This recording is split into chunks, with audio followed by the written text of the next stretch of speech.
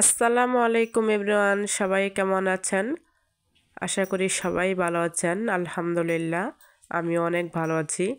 আজকে চলে এসেছি আমাদের কুলফির জন্য লিটার নিয়ে।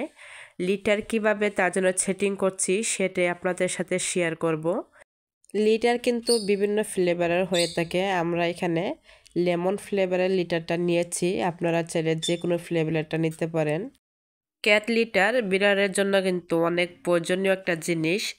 ক্যাট লিটারে বিড়ালরা যখন পটি করে সেটার থেকে খারাপ কোনো স্মেল বের হয় না। কুলফি যত ছোট বেবি তার জন্য আমরা বেশি পরিমাণে লিটার এখানে দেইনি। এখানে 5 লিটার রয়েছে, তার মধ্যে আমি অর্ধেকটুকু দিয়েছি।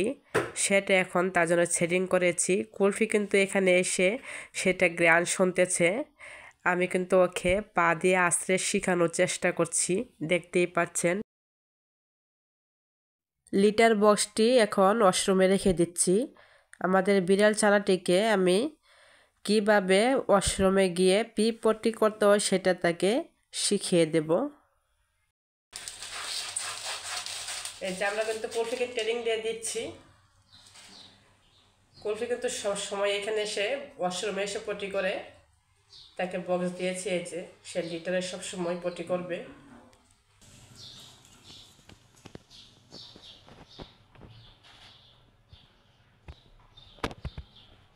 অনেক আপুরা আছেন ছোট বেবিকে কিন্তু ট্রেনিং দিতে পারেন না কিভাবে তারা লিটারে পটি করবে। এই যে আমাদের কুলফিও কিন্তু ছোট বেবি, ওকে আনার পর আমি ট্রেনিং দিয়ে দিচ্ছি। ওর জন্য লিটার রেখে দিয়েছি ওয়াশরুমে। ও সবসময় ওয়াশরুমে এসে শিস করবে, পটি করবে। পটি শেষ হওয়ার পরে কিন্তু এভাবে কুলফি ডেকে রাখে, দেখতেই পাচ্ছেন। প্রত্যেকটা বিড়ালি এরকম করে। বিড়ালের পটি পরিষ্কারের জন্য কিন্তু এরকম একটা বেলচা প্রতিটা বক্সের সাথে দিয়ে থাকে।